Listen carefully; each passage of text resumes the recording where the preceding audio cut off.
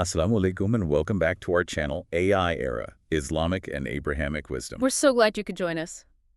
Today we're doing a deep dive into an absolutely foundational relationship, one that really shaped history.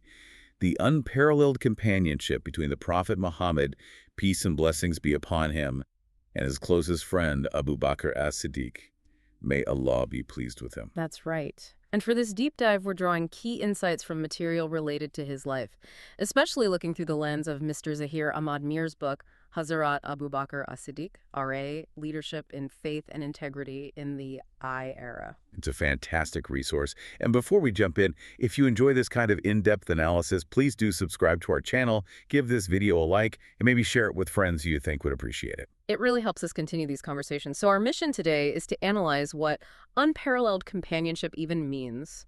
We're not just talking about friendship. No, not at all. We're talking about a bond built on faith, on absolute integrity, and a kind of loyalty that is, well, it's almost hard to comprehend today. It is, and we have a lot of source material to get through. We're going to be looking at specific actions, symbolic moments, the things that really cemented this bond. So the central question we're really trying to tackle is, why him? Why is Abu Bakr remembered as the closest companion, spiritually, emotionally, in terms of the mission? What were the specific actions that defined this bond for all time? And we're going to be breaking that down through a few key themes. Things like trust, especially trust under pressure. And sacrifice. Immense personal sacrifice. Exactly. And a spiritual closeness that, it just defies the ordinary. And crucially, what are the lessons in all of this for modern character, for leadership today? Okay, let's just dive right in. The sources all emphasize this wasn't friendship, it was a divine partnership. What does that phrase actually mean? Why is that distinction so important? It's the entire foundation. A regular friendship can be based on, shared interests, living nearby. Right, common ground. Common ground. But a divine partnership is something else entirely. It's rooted in a complete and total alignment on the most fundamental level. We're talking spiritually, morally. So it's not just that they liked each other. No. This was a connection based on unwavering faith, a profound mutual love, and absolute trust in each other's character, and most importantly, a shared, singular mission for humanity. That's what elevates a human bond into, well, a tool for divine purpose. So the mission itself was the crucible. It tested and forged the partnership. Perfectly put. It moved it beyond just human affection and into the realm of, you could say, shared destiny. Their characters were just perfectly complementary for the immense task ahead. Okay, that makes sense. So let's get into our first section then, the divine partnership and this very specific concept of Khalil. To get this right, we have to look at their relationship even before the first revelation. Yes, and this is a part that's so often glossed over, but it's essential. The sources are clear that their bond was already incredibly deep long before prophethood. Based on what? Mutual respect, a really profound trust. They were known for sharing wisdom with each other, for their dignity. They had this deep, almost intuitive knowledge of each other's integrity. So in the context of pre-Islamic Mecca, which was often about tribalism, materialism, a bond based purely on shared moral values must have been a rarity. A huge rarity, and that's the key. This foundation of trust is why, when the revelation came, Abu Bakr didn't have the same doubts as others. He wasn't evaluating a stranger or a new idea. He was evaluating a character he already knew inside and out. Exactly. He was affirming a truth about a man whose character he had seen tested for decades. The messenger himself was the proof. So their alignment of character was already there. The faith just supercharged it. It catalyzed an already perfect alignment of souls. It explains the immediate, total, unhesitating acceptance of the message from Abu Bakr. He didn't need signs and wonders. The character of the messenger was the sign. That's it. And this is where the specific language the prophet used becomes so incredibly revealing. This word, Khalil, an intimate friend. It carries so much weight. The sources point to a famous hadith on this. Yes. From Sahih Bukhari. The prophet, peace be upon him, said, "If I were to take a Khalil from my ummah, I would have taken Abu Bakr." But there's a crucial second part to that statement. There is. He immediately follows it with the caveat, "But Allah has taken me as his Khalil." And that caveat changes everything, doesn't it? It sets the ultimate bond as the one with God, but at the same time, it defines the highest possible rank for any human companion. We have to pause on this word, Khalil. It's not just best friend. The root of the word suggests something that has permeated your very essence. It's a love so deep that the other person is in the inner sanctum of your heart.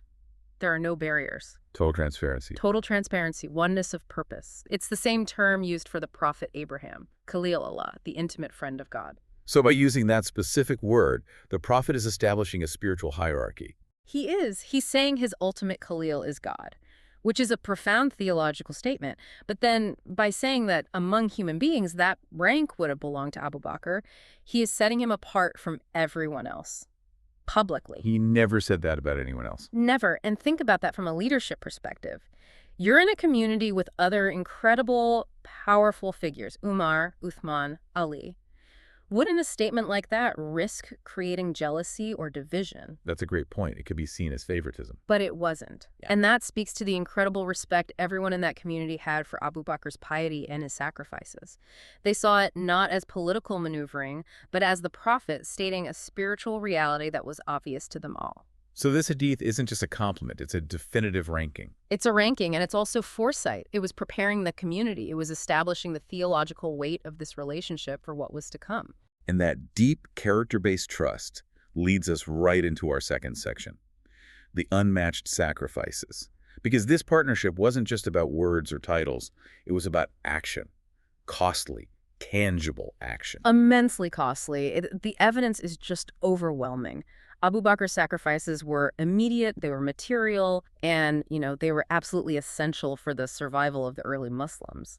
Let's start with his wealth. He spent it freely. Not just freely, completely. The Prophet's own words on this are so powerful. He said, "No one has done more favor to me in his wealth than Abu Bakr." And you think about other wealthy companions like Uthman, who also gave so much.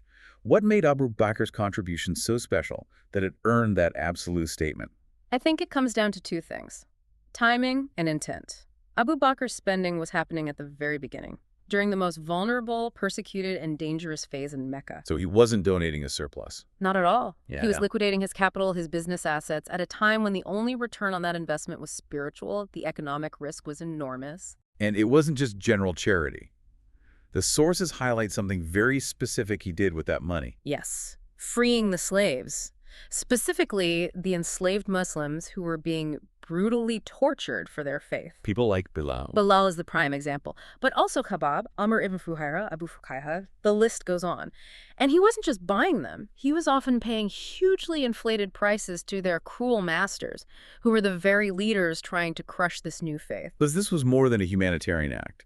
It was a direct economic and political challenge to the Meccan leadership. Absolutely. Think about the message it sent. When he purchased and freed Bilal from Umayyah ibn Khalaf, a top leader of the opposition, it was a massive statement. It was defiance. It showed this new community would protect its most vulnerable members, no matter the cost. It was financing the resistance. That's exactly what it was. And if you connect this to today, for the listener, this is about integrity. It's about where you put your resources. Is your faith just something you talk about, or does it direct your actions, even when it's financially irrational?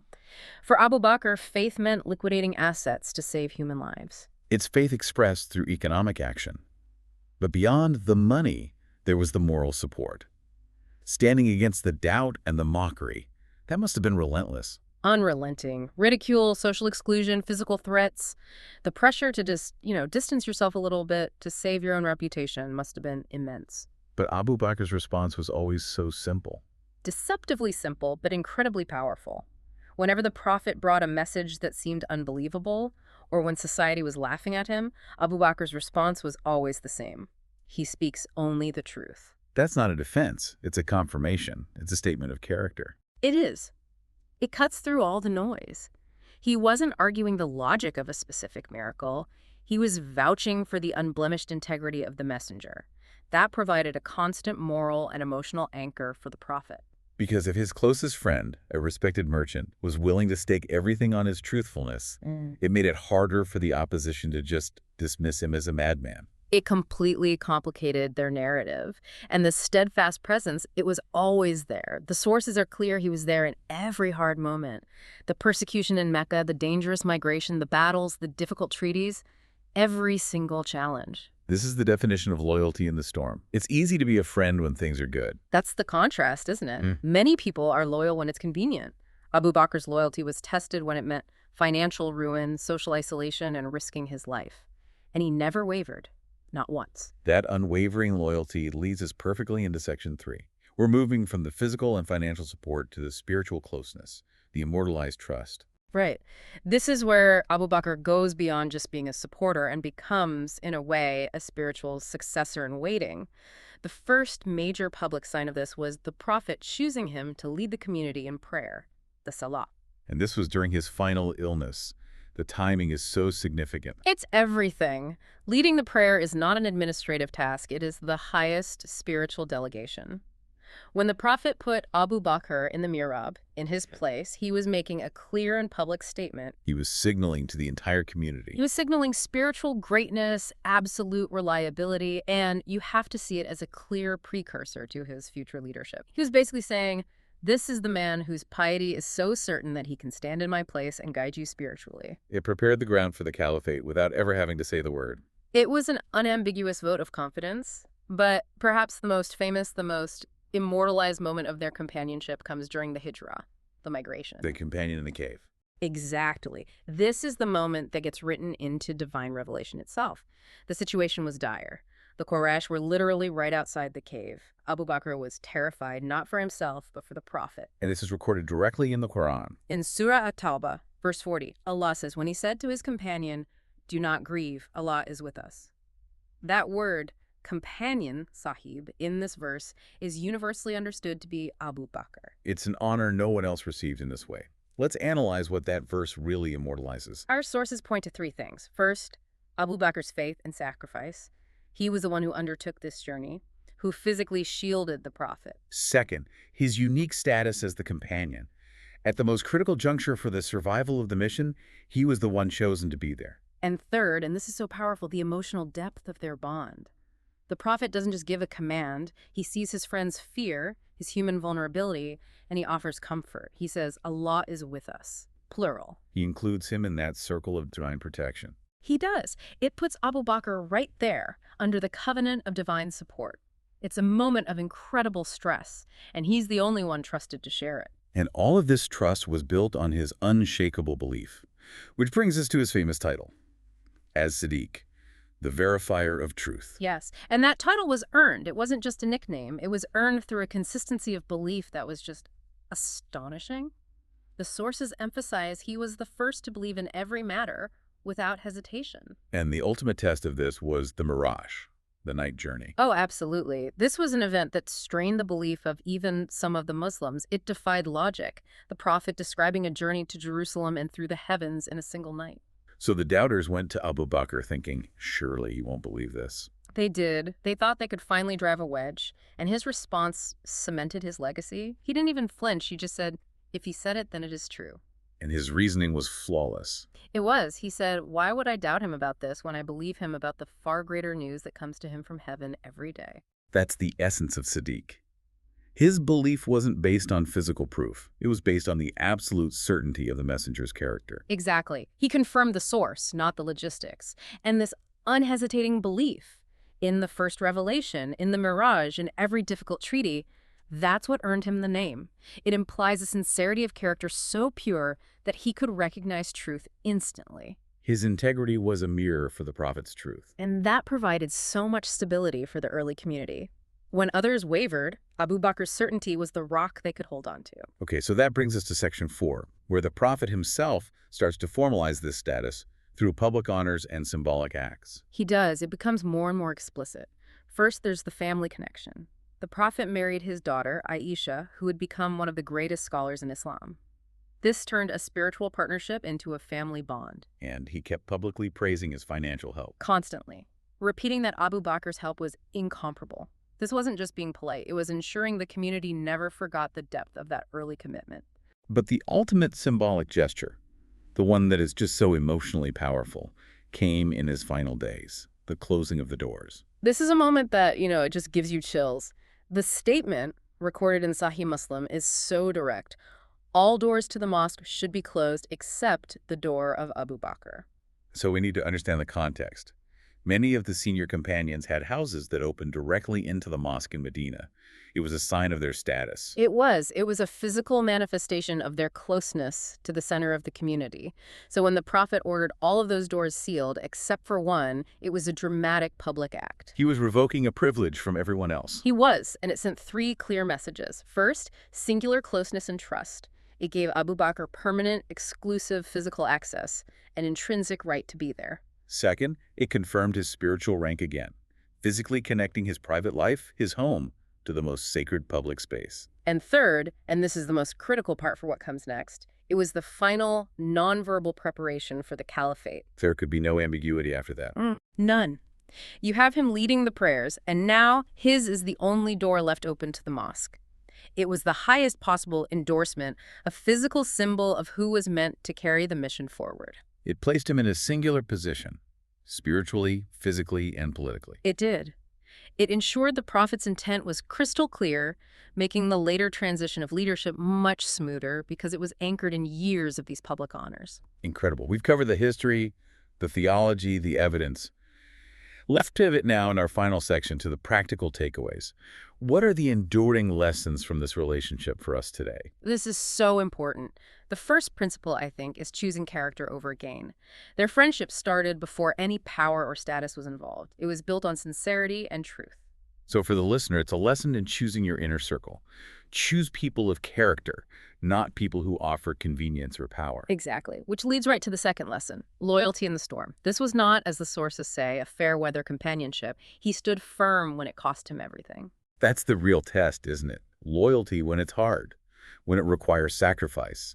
That's where you find out what someone is really made of. It is. The third lesson is about the purpose of friendship itself. Theirs was a friendship that uplifted faith. It was a source of comfort and strength for the mission. The question you should ask yourself about your friendships is, does this relationship make me a better person? Does it support my highest values? Abu Bakr made the Prophet smile. He didn't make him compromise. So true. The fourth principle is tied directly to As-Siddiq, support truth, even when society mocks it. He confirmed the truth of the mirage when everyone else was laughing. That requires so much moral courage, to stand for what you know is true based on character and integrity, not on popular opinion. It does. And finally, the fifth lesson ties it all back to leadership. Leadership is strengthened by good companions. No leader, no matter how great, operates in a vacuum. Abu Bakr was the support system, the financial backer, the emotional anchor, the unwavering advocate. A great leader needs a great companion. They do. He's the model for it. The perfect synthesis of personal integrity and unwavering devotion to a cause greater than himself. We're nearing the end of our deep dive. What an incredible journey through this relationship. It's clear that Abu Bakr was so much more than a friend. He was a shield, a comfort, a partner. He was. And their bond is a reminder that true companionship, built on character, is rare. And when you find it, it doesn't just change two lives, it can change the world. And with that, it's time for our final provocative thought, something for you to reflect on after our discussion. We've spent this whole time talking about the bond, the sacrifices, the very intentional, symbolic preparation for leadership leading prayer, the door to the mosque, the title of Khalil. All these clear signals. Exactly. So here's the question for you to consider. Given this intense spiritual and symbolic preparation we've described, how inevitable was Abu Bakr's transition to the caliphate? And maybe more importantly, what specific challenges that arose immediately after the Prophet's passing, like immense chaos and grief, do you think that profound, publicly validated loyalty helped him overcome right away? A question that connects loyalty, destiny, and leadership. We hope you'll join us for our next exploration where we'll tackle that very topic, the transition to caliphate, leadership after the Prophet. Thank you for diving deep with us.